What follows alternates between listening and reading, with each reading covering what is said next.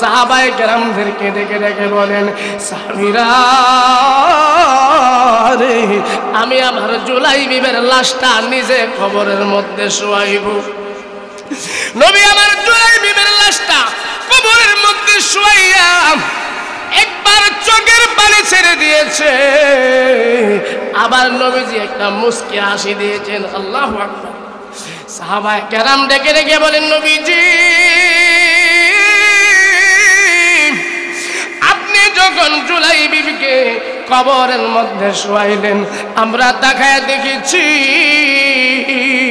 আপনি কান্না করতেছেন, আবার তাকায় দেখেছি আপনি মুস্কে হাসতেছেন, তার কারণ কি?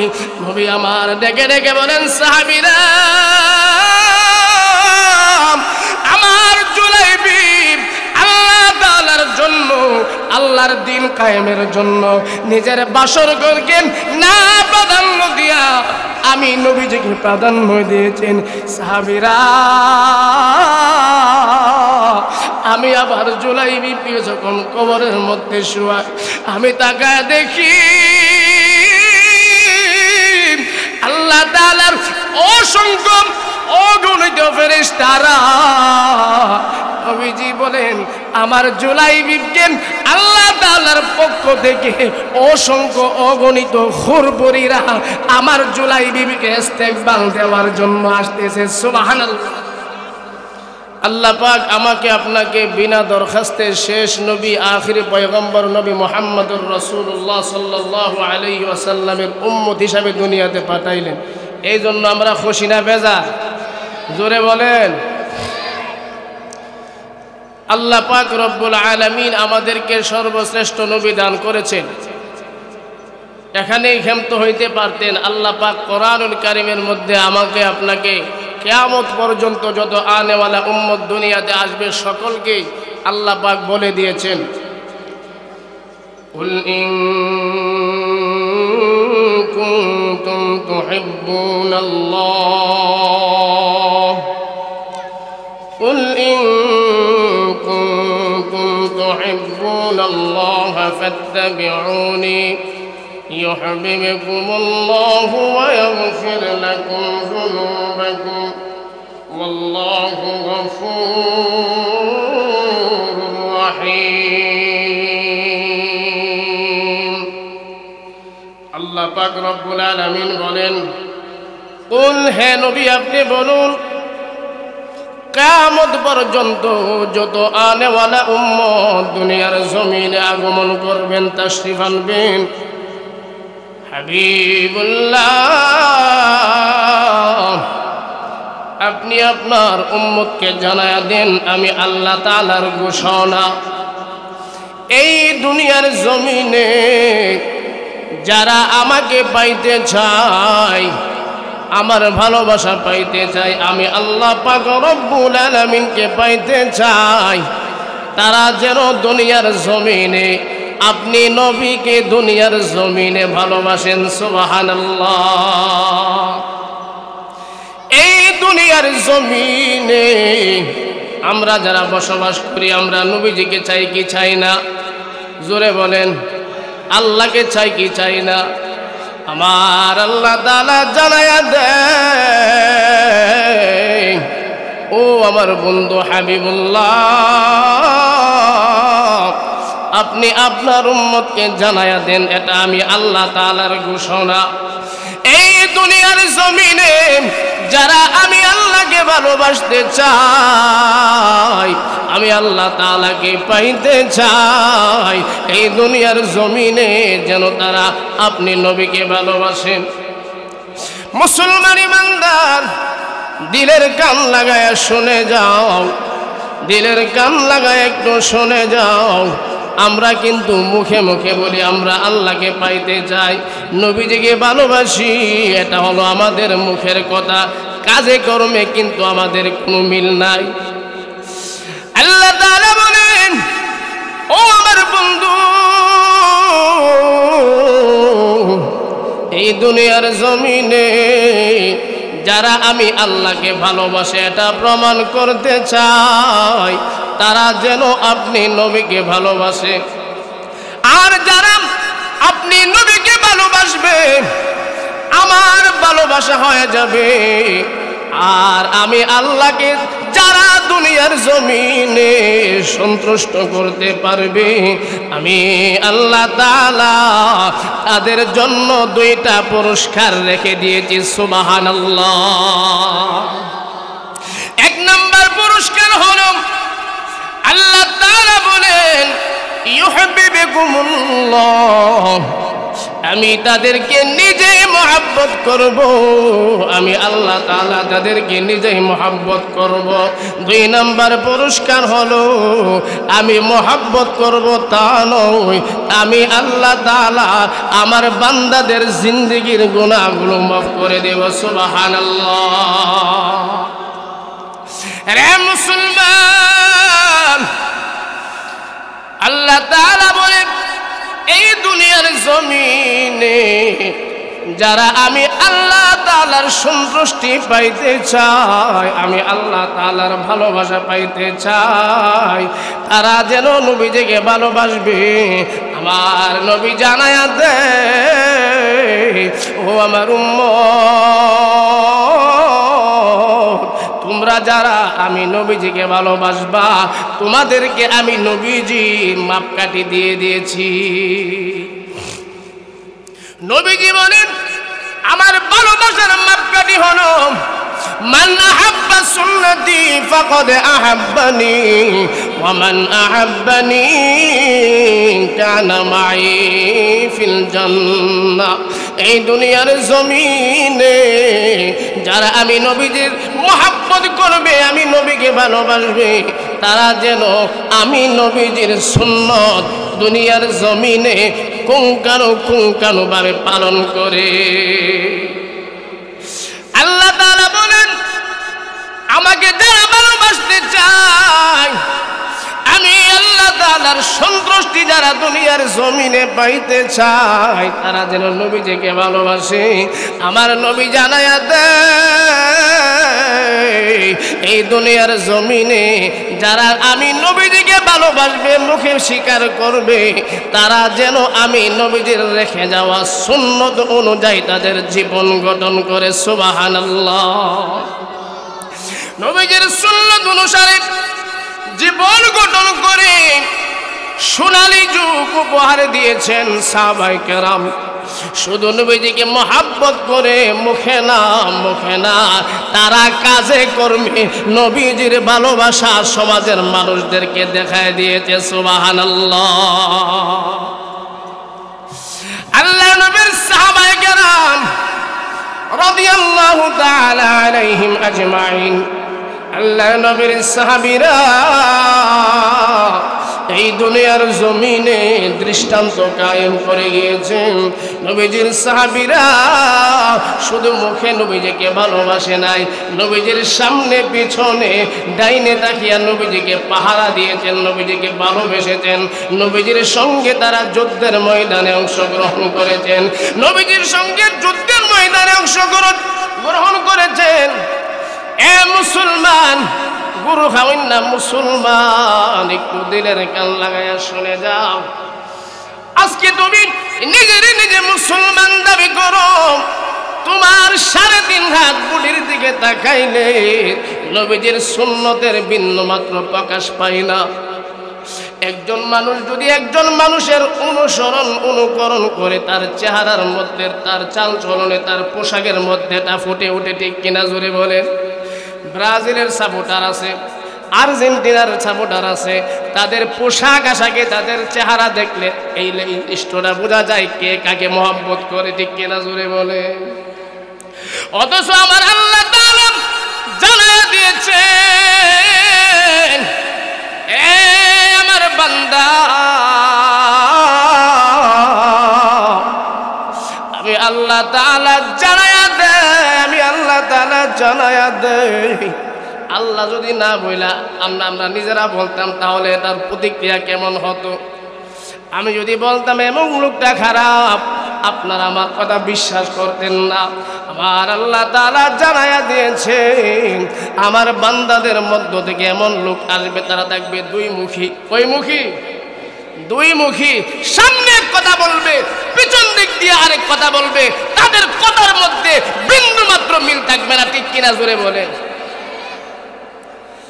আল্লাহ তাআলা জানায়া দিয়েছেন, ইয়া আইয়ুহাল্লাযীনা আমানু লা তাত্তাখিযুল ইয়াহুদা ওয়ান নাসারা আউলিয়া। আর আল্লাহ তাআলা জানায়া দিয়েছে, এই দুনিয়ার জমিনে তোমরা কাদেরকে বন্ধু বানাইবা, কাদেরকে তোমরা নিজেদের আপন বানাইবা, কারা দুনিয়ার জমিনে তোমাদের প্রকৃত বন্ধু। শোনো শোনো, এই দুনিয়ার জমিনে মুসলমানদের বন্ধু ইহুদি নাসারা যারা আছে রে, যদিও তোমাদেরকে উপর দেয়া ভালোবাসে, এটা হচ্ছে তাদের স্বার্থের কারণে ভালোবাসা। প্রকৃতপক্ষে তারা কোনোদিন মুসলমানের বন্ধু হইতে পারে না। প্রকৃতপক্ষে মুসলমানের বন্ধু তারা না। এটা আমার কথা না, আমার আল্লাহর কথা। জোরে বলেন, এটা আমার কথা না, আমার আল্লাহ তাআলার কথা।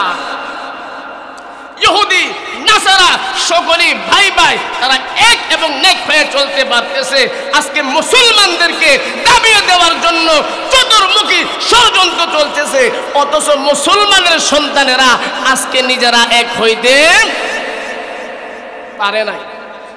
অথচ সাহাবায়ে কেরামদের দিকে আপনি তাকান, নবীজির সুন্নাহ, নবীজির আদর্শ অনুসরণ অনুকরণ করে গোটা পৃথিবীবাসীকে একটা সোনালী যুগ উপহার দিয়ে এটাই বোঝাই গিয়েছেন, যারা নবীজির আদর্শের উপরে নিজেদের জীবনকে পরিচালিত করতে পারবে, তারাই হলেন এই যুগটার নাম নবীজি বলে দিয়েছেন খায়রুল কুরুন।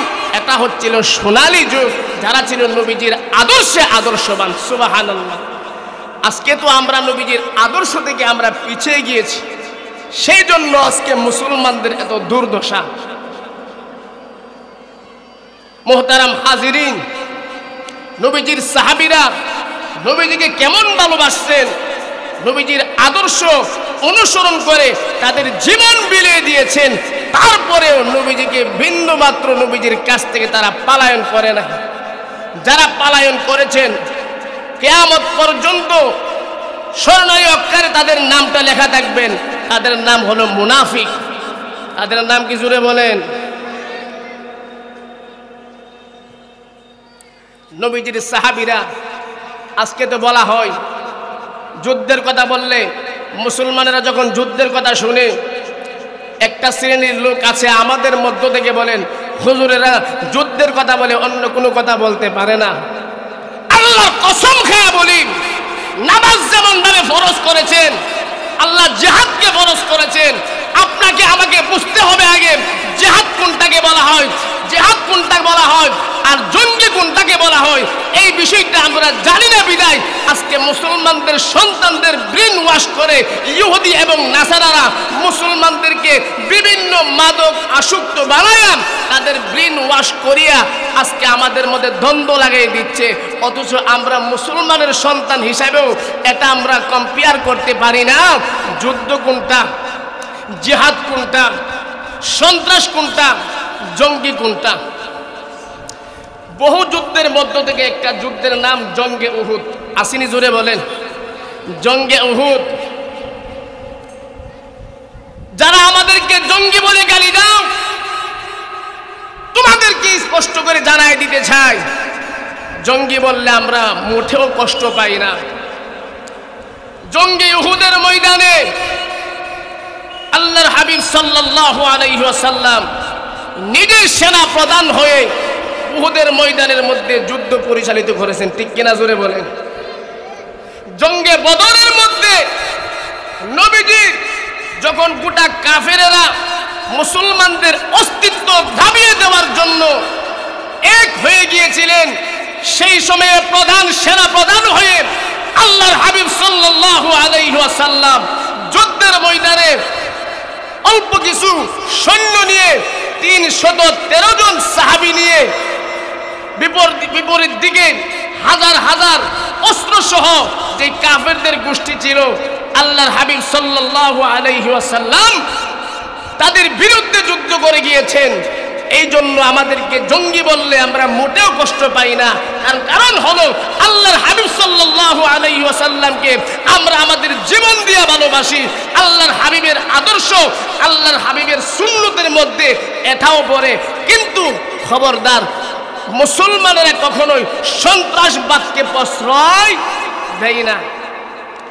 আল্লাহর হাবিব সাল্লাল্লাহু আলাইহি ওয়াসাল্লাম কাফেরদের আক্রমণে শিকার একদিন দুই দিন হন নাই, 13 বছর পর্যন্ত মাক্কি জিন্দেগি আপনারা তালাশ করেন, নবীজি মায়ের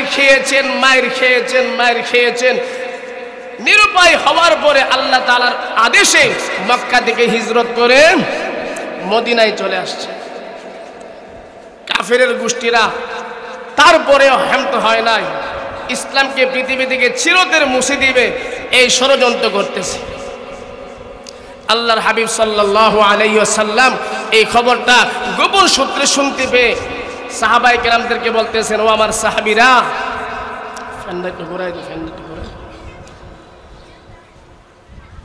তারা আমাদেরকে মদিনার মধ্যে আক্রমণ করতে আসতেছে। আমাদের তো তাদের মতো অস্ত্র নাই, ঢাল নাই, তরবারি নাই, কি করতে চাই? তোমরা কি বলো? আল্লাহর হাবিব সাল্লাল্লাহু আলাইহি ওয়াসাল্লামের সঙ্গে যেই সমস্ত সাহাবায়ে কেরাম মক্কা থেকে হিজরত করে মদিনায় এসেছিলেন, বললেন, নবীজি, আপনার জন্য আমরা ঘর ছেড়েছি, বাড়ি ছেড়েছি, ব্যবসা ছেড়েছি, প্রয়োজনে তাদের বিরুদ্ধে আমরা লড়াই করে জীবন দিয়ে দেব, তারপরেও কাফির বেদিনদেরকে আমরা এই দুনিয়ার সমাজে বসবাস করবে দিব্য আরামে, এটা আমরা জিন্দেগিতে আমাদের শরীরের মধ্যে বিন্দু পরিমাণ রক্ত থাকতে আমরা দিব। তাদের এই ভাষণ শুনে নবীজির মনের মধ্যে সাহস চলে আসছে। সাহাবায়ে কেরামদেরকে লাইনে লাইনে দাঁড়াইলেন, তোমার কাজ এইটা, তোমার কাজ এইটা, এইভাবে কাজগুলো বন্টন করে দিচ্ছে।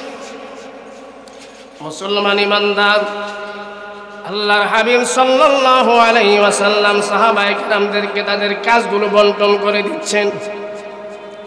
দুইজন শিশু বাচ্চা যাদের এখনো যুদ্ধে যাওয়ার সময় হয় নাই, আল্লাহর হাবিব সাল্লাল্লাহু আলাইহি ওয়াসাল্লামের সামনে এসে হাজির হয়ে গেলেন। নবীজি গো, আমরা শুনেছি মক্কার আবু জাহেল আপনাকে বড় কষ্ট দিয়েছেন। আবু জাহেলকে আমরা চিনি না, কিন্তু আমরা লোকমুখে শুনতে পেয়েছি এই বদরের প্রান্তরে আবু জাহেল সেনাপতি হয়ে আপনাকে মারার জন্য আসতেছে। আল্লাহর হাবিব সাল্লাল্লাহু আলাইহি ওয়াসাল্লাম ডেকে ডেকে বলেন, হে মাস, দুনু ভাই আপন দুই ভাই, একজনের নাম হলো মাস, আরেকজনের নাম হলো মুআজ। তোমরা আমাকে কি বুঝাইতে চাও? শিশু সাহাবীরা ডেকে ডেকে বলতেছেন, নবীজি গো, আপনার দুশমন, মুসলমানদের দুশমন, মানবতার দুশমন আবু জাহেল আপনাকে শেষ করার জন্য, ইসলামকে শেষ করার জন্য মক্কা থেকে মদিনার বদর প্রান্তরে তারা এসেছে। আমি আপনার সঙ্গে, আমরা দুই ভাই যুদ্ধের ময়দানে যেতে চাই। আল্লাহর হাবিব সাল্লাল্লাহু আলাইহি ওয়াসাল্লাম ডেকে ডেকে বলেন, না, তোমাদের যুদ্ধে যাওয়ার সময় হয় নাই, বয়স হয় নাই, আমি তোমাদেরকে যুদ্ধের ময়দানে যেতে দিতে পারি না। এই দুইজন সাহাবী লাইনের মধ্যে দাঁড়াইয়া নিজেদের পাগুলো উপর করে ধরেছেন, আর নবীজিকে এটাই বোঝাইতে চাইতেছেন, নবীজি, আমরা যদিও ছোট কিন্তু তাদের সমান হয়ে গেছি। দেখেন, সুবহানাল্লাহ। নবীজি, আমরা ভালো করে জানি আমরা যুদ্ধের ময়দানে তীর চড়তে পারবো না, ঢাল ব্যবহার করতে পারবো না। নবীজি, আপনি আমাদেরকে অনুমতি দেন, আমরা যদি যুদ্ধের ময়দানে কাফেরদের বিরুদ্ধে যুদ্ধ করতে না পারি, কিন্তু আমাদের মনে হলো তামান্না, মনে বড় আশা, কাফের বেদিনেরা আপনাকে লক্ষ্য করে যখন তীর নিক্ষেপ করবে, এই তীরটা আপনার শরীরে লাগার আগে আমরা আমাদের বুকটা পেতে দেব। সুবহানাল্লাহ। আরো জোরে বলেন আল্লাহু আকবার। এক কাউতুলের মুসলমান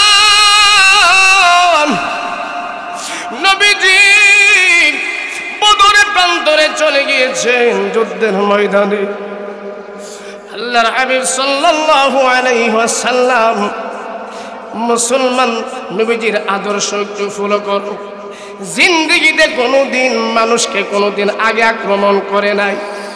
তারা মক্কা থেকে এসেছে বদর প্রান্তরে মুসলমানদেরকে শেষ করে দেওয়ার জন্য, ইসলামকে শেষ করে দেওয়ার জন্য।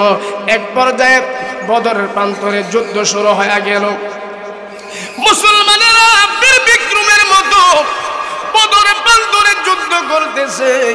এক পর্যায়ে মুসলমানেরা একটু পিছিয়ে পড়েছেন।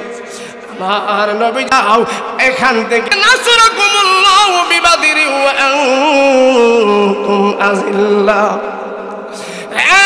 মুসলমান, আল্লাহ তাআলা বলেন, হাবিব আপনি আপনার বন্ধু, আপনার বান্দা, আপনার উম্মতকে জানায়া দেন, স্মরণ করো ওই দিনের কথা। আমি মুসলমানদেরকে অস্ত্র দেই নাই, মুসলমানদের বাহিনীও তাদের সমান ছিল না, মুসলমানদের অস্ত্র তাদের সমান ছিল না, মুসলমানদের টাকা পয়সা তেমন ছিল না। একটু মক্কা থেকে হিজরত করে মদিনায় আসছে। এই কথার মাধ্যমে আমরা যেই মেসেজটা পেয়েছি আল্লাহ তাআলার পক্ষ থেকে, মুসলমানেরা যদি আজকে ভয় পেয়ে বাড়ির মধ্যে বসে থাকতো, তাহলে কাফেরেরা সেদিনই ইসলামকে দুনিয়া থেকে শেষ করে দিত। ঠিক কিনা জুড়ে বলেন? আল্লাহ তাআলার সাহায্য পাওয়ার আগ পর্যন্ত যুদ্ধের ময়দানে যেতে হয়েছে কিনা জুড়ে বলেন? যুদ্ধ করতে হয়েছে কিনা জুড়ে বলেন?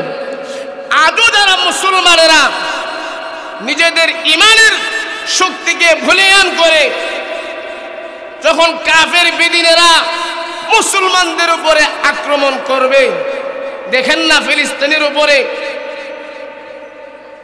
বাদেম্মা একটা গোষ্ঠী, পিতৃ পরিচন ছাড়া একটা গোষ্ঠী, যাদেরকে মুসলমানেরা আশ্রয় দিয়েছিলেন, গোটা পৃথিবী থেকে তাদেরকে তাড়িয়ে দিয়েছেন। এই ইহুদিদের গোষ্ঠীকে মুসলমানেরা মানবতার ছায়াতলে একটু জায়গা করে দিয়েছিলেন। আজকে বুদ্ধিজীবীরা, মুসলমানের দুশমনেরা মুসলমানদেরকে মানবতা শিখাইতে আসে। মুসলমানের নবী মুহাম্মদুর রাসূলুল্লাহ সাল্লাল্লাহু আলাইহি ওয়াসাল্লাম যেই মানবতা পৃথিবীর জমিনে দেখিয়ে গিয়েছেন, অন্য কোন মন্ত্র তন্ত্র সবকিছু আপনি তালাশ করবেন, আপনাকে চ্যালেঞ্জ করলাম, মুসলমানদের নবী যেই মানবতা গোটা পৃথিবীর মানুষের সামনে রেখে গিয়েছেন, এটা আপনি আর কোথাও পাইবেন না। আজকে মুসলমানদেরকে মানবতা শিখাইতে আসে।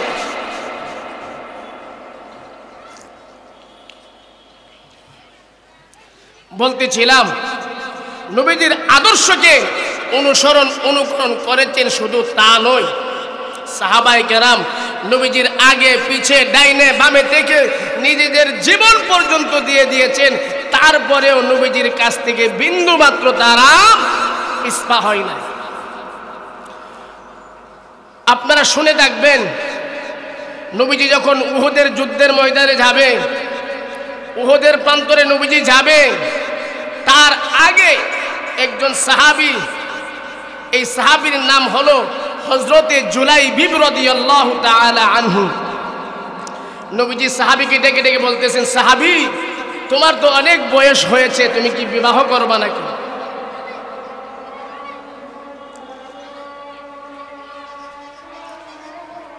নবীজির ভালোবাসার মাধ্যমে আল্লাহকে পাইতে চায়। আর নবীজির হাতে গড়া সাহাবীরা নবীজিকে কেমন ভালোবাসতেন একটু শোনার দরকার আসেনি? নবীজি বলেন, ও জুলাইবিব তোমার বয়স হয়ে গিয়েছে, তুমি কি বিবাহ করবা না? তখন হযরতে জুলাইবিব রাদিয়াল্লাহু তাআলা আনহু বলেন, নবীজি আমি তো একজন কালো সাহাবী, আমার চেহারার সুরত ভালো না, মদিনার কোনো মানুষ আমার কাছে তার নিজের মেয়েকে বিবাহ দিতে চায় না। এমন সময় মদিনার একজন আনসারী সাহাবী, ওনার মেয়ে চমৎকার সুন্দর, উনি নবীজির সামনে হাজির হইলেন। নবী আমার ডেকে ডেকে বলেন, সাহাবী তোমার তো একজন উপযুক্ত মেয়ে আছে। বলেন নবী, হ্যাঁ আমার মেয়ে আছে উপযুক্ত। রে সাহাবী, আমি নবীজি তোমার মেয়েকে উকিলের মাধ্যমে আমি প্রস্তাব দিলাম, আমার সাহাবী হযরতে জুলাইবিবের কাছে তোমার মেয়েকে বিবাহ দিবা। আনসারী সাহাবী আশ্চর্য হয়ে গেলেন। আমি মনে মনে ভেবেছিলাম নবীজি আমার মেয়েকে নিজে বিবাহ করবে। নবীজি আপনি আমার মেয়েকে প্রস্তাব দিয়েছেন, আমি মনে মনে ভেবেছিলাম আপনি আমার মেয়েকে গ্রহণ করবেন, এটা আমার খুশনসিব। নবীজি গো, আপনি আমাকে একটা প্রস্তাব দিয়েছেন, আমি আমার বিবির সঙ্গে পরামর্শ করে সর্বপ্রথম আমি এখান থেকে অল্প সময়ের জন্য আপনার কাছ থেকে ছুটি নিতে চাই। আমি বাড়িতে যাব আর আপনার কাছে আসব। সাহাবী দৌড়াইয়া নিজের বাড়িতে চলে গিয়েছেন। হে আমার বিবি রে, আল্লাহর হাবিব তোমার মেয়ের জন্য প্রস্তাব দিয়েছে, তুমি কি বলো? ওনার বিবিও খুশিতে আত্মহারা হয়ে গিয়েছেন। নবী যদি আমার মেয়েকে বিবাহ করে এটা তো আমার খুশনসিব। সাহাবী ডেকে ডেকে বলেন নবীজি নিজে বিবাহ করবে না, নবীজির সাহাবী হযরতে জুলাইবিবের জন্য আমার মেয়েকে প্রস্তাব দিয়েছেন নিজে উকিল সাজিয়া। এই কথাগুলো এই সাহাবীর সুন্দরী মেয়ে দরজার আড়াল থেকে শুনতেছিলেন। তাদের মা বাবার কথাগুলো শুনে মেয়ে দরজার আড়াল থেকে বলতেছে, আল্লাহর হাবিব আমার জন্য নিজে প্রস্তাব দিয়েছেন, আপনি সময় নিয়ে এসেছেন, আমি আর এক মুহূর্তে দেরি করতে চাই না, আপনি দৌড়াইয়া নবীজির কাছে গিয়া বলেন আমি এই বিবাহের মধ্যে রাজি। সুবহানাল্লাহ জোরে বলেন। আজকে আমাদের ছেলে মেয়েরা, আমাদের ছেলে মেয়েদের অবস্থা আপনি একটু নজর করেন। আপনার ছেলের দিকে আপনি একটু কর্ণপাত করেন, আপনার মেয়ের দিকে আপনি একটু কর্ণপাত করেন, তারা কোন আদর্শে আদর্শবান হইতেছে। এমনও তো আমরা দেখি ছেলেরা নিজের বাবাকে আঘাত করতেছে, ঠিক কিনা জোরে বলেন। সোশ্যাল মিডিয়াতে কিছুদিন আগে একটা ভিডিও ভাইরাল হয়েছে, নিজের আপন মেয়ে নিজের বাবাকে মারধর করতেছে। প্রশাসনের বাইরা এই মেয়েটাকে গ্রেফতার করে জেলে নিয়েছে। মদিনার আনসার সাহাবী ওনার মেয়ে ডাক দিয়ে বলেন, ও আমার আব্বা, আর এক মুহূর্ত দেরি করবেন না, আপনি দৌড়াইয়া নবীজির কাছে চলে যান, আমি বিবাহের জন্য প্রস্তুত হয়ে গেলাম। আল্লাহর হাবিব সাল্লাল্লাহু আলাইহি ওয়াসাল্লাম নিজে প্রস্তাব দিয়ে ওনার কালো সাহাবী বেটে সাহাবী জুলাইবিবের সঙ্গে বিবাহ পড়ায় দিলেন। সুবহানাল্লাহ। আর ওই দিক দিয়ে উহুদের যুদ্ধ শুরু হয়েছে।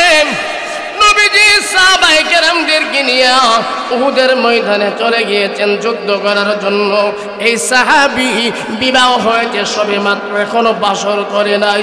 ওনার কানের পর্যন্ত যখন খবরটা পৌঁছে গিয়েছে, নবীজি উহুদের ময়দানে যুদ্ধ করার জন্য চলে গিয়েছেন। এই সাহাবী সঙ্গে সঙ্গে নিজের বাসর ঘর ছাড়িয়া উহুদের ময়দানে দৌড়াইয়া চলে গিয়েছেন। সুবহানাল্লাহ। যুদ্ধ শেষ হওয়ার পরে আল্লাহর হাবিব সাল্লাল্লাহু আলাইহি ওয়াসাল্লাম ডেকে ডেকে বলতেছেন, সাহাবীরা আমার কোন কোন সাহাবী যুদ্ধের ময়দানে শাহাদাত বরণ করেছে তাদেরকে আমার সামনে নিয়ে আসো, তাদেরকে আমি দেখতে চাই। আল্লাহর হাবিব সাল্লাল্লাহু আলাইহি ওয়াসাল্লামকে উপর করে উঠাইয়া এইভাবে আল্লাহর হাবিব সাল্লাল্লাহু আলাইহি ওয়াসাল্লাম যুদ্ধের ময়দানে, উহুদ যুদ্ধের বড় একটা ইতিহাস আছে, নবীজি নিজে সেখানের মধ্যে আঘাত পেয়েছিলেন। নবী আমার ডেকে ডেকে বলতেছেন, সাহাবীরা আমার সাহাবীরা কারা কারা যুদ্ধের ময়দানে শহীদ হয়েছে তাদের লাশ আমার সামনে নিয়ে আসো। সাহাবায়ে কেরাম প্রত্যেক যারা উহুদের প্রান্তরে শহীদ হয়েছে তাদের লাশগুলো নবীজির সামনে হাজির করলেন। নবী আমার ডেকে ডেকে বলেন, সাহাবীরা, আমার জুলাইবিবকে আমি দেখেছিলাম যুদ্ধের ময়দানে, আমার জুলাইবিবকে আমি দেখেছিলাম যুদ্ধের ময়দানে, যুদ্ধ করার জন্য চলে এসেছে। আমার জুলাইবিব কোথায়? জুলাইবিব রে, তুই কোথায় আছিস? আমার সামনে আ। সাহাবায়ে কেরাম খুঁজতে খুঁজতে একটু সামনে গিয়ে তাকায় দেখে আর 10 জন কাফেরদের নিচে নবীজির বেটে সাহাবী শহীদ হয়ে পড়ে আছেন। সুবহানাল্লাহ। নবী আমার হযরতে জুলাইবিবকে বুকের সঙ্গে জড়াইয়া চোখের পানি ছিঁড়ে ছিঁড়ে দিয়া কান্দে। জুলাইবিব, দুনিয়ার জমিনের আজকে তোমার বাসর ঘর হওয়ার কথা ছিল, তুমি নিজে বাসর ঘর না করিয়া আমি নবীজির মহব্বত প্রকাশ করার জন্য ওদের প্রান্তরে চলে এসেছো। ওদের প্রান্তরে এসে জীবন দিন এটাই প্রমাণ করে দিয়েছো দুনিয়ার সাধারণ মানুষের মতো তুমি আমাকে ভালোবাসো না, তুমি তোমার জীবন দিয়ে আমাকে ভালোবেসেছো। সুবহানাল্লাহ। নবী আমার জুলাইবের লাশটা নিজের বুকের সঙ্গে জড়াইয়া নবীজি সাহাবায়ে কেরামদেরকে ডেকে ডেকে বলেন, সাহাবীরা রে, আমি আমার জুলাইবিবের লাশটা নিজে কবরের মধ্যে শোয়াইব। নবী আমার জুলাইবিবের লাশটা কবরের মধ্যে শোয়াইয়া একবার চোখের পানি ছেড়ে দিয়েছে, আবার নবীজি একটা মুস্কি হাসি দিয়েছেন। আল্লাহু আকবার। সাহাবায়ে কেরাম ডেকে ডেকে বলেন, নবীজি, আপনি যখন জুলাইবিবকে কবরের মধ্যে শোয়াইলেন, আমরা তাকায় দেখেছি আপনি কান্না করতেছেন, আবার তাকায় দেখেছি আপনি মুস্কে হাসতেছেন, তার কারণ কি? নবী আমার ডেকে ডেকে বলেন, সাহাবীরা, আমার জুলাইবিব আল্লাহ তাআলার জন্য, আল্লাহর দ্বীন কায়েমের জন্য নিজের বাসর ঘরকে না প্রাধান্য দিয়া আমি নবীজিকে প্রাধান্য দিয়েছেন। সাহাবীরা, আমি আবার জুলাইবিবকে যখন কবরের মধ্যে শোয়াই, আমি তাকায় দেখি আল্লাহ তাআলার অসংখ্য অগণিত ফেরেশতারা। নবীজি বলেন, আমার জুলাইবিবকে আল্লাহ তাআলার পক্ষ থেকে অসংখ্য অগণিত হুরবুরিরা আমার জুলাইবিবকে ইস্তেকবাল দেওয়ার জন্য আসতেছে। সুবহানাল্লাহ। আর আমি এই জন্য কান্না করেছি, এই সাহাবী নিজে বাসর ঘর করে নাই, শৈশবকালে নিজের মা বাবাকে হারিয়েছেন, আমার কাছে বড় হয়েছে, আজকে যুদ্ধের ময়দানে নিজে এসে শহীদ হয়েছেন। আমি এই জন্য কান্না করেছি, তার কপালটা কতই না ভালো, দুনিয়ার সামান্য স্যাক্রিফাইস করেছেন, আমার আল্লাহ তাআলা তার জন্য অসংখ্য অগণিত খুরের ব্যবস্থা রেখে দিয়েছেন। সুবহানাল্লাহ। এই দৃশ্যটা দেখার পরে সাহাবায়ে কেরামদের মধ্য থেকে অনেকে আফসোস করতেছেন, হায়, আজকে যদি জুলাইবিবের জায়গায় আমি থাকতাম তাহলে আমার লাশটাও নবীজি নিজে কবরের মধ্যে শোয়াইতো। হকাউতলির যুবক, আজকে তুমি কার আদর্শকে অনুসরণ করতেছো, কার আদর্শকে প্রাধান্য দিতেছ?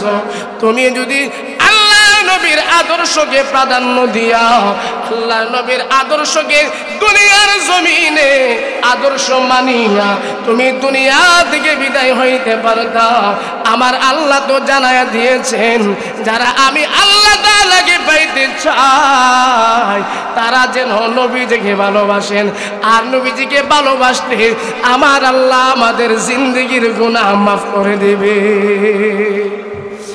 আর এই নবীজির মুহাব্বত নিয়ে যদি আমরা দুনিয়া থেকে বিদায় হইতে পারি, আমার আল্লাহ তাআলা আমাদের জন্য অসংখ্য অগণিত নিয়ামত দ্বারা জান্নাত আমাদের জন্য রেডি রেখেছেন। সুবহানাল্লাহ।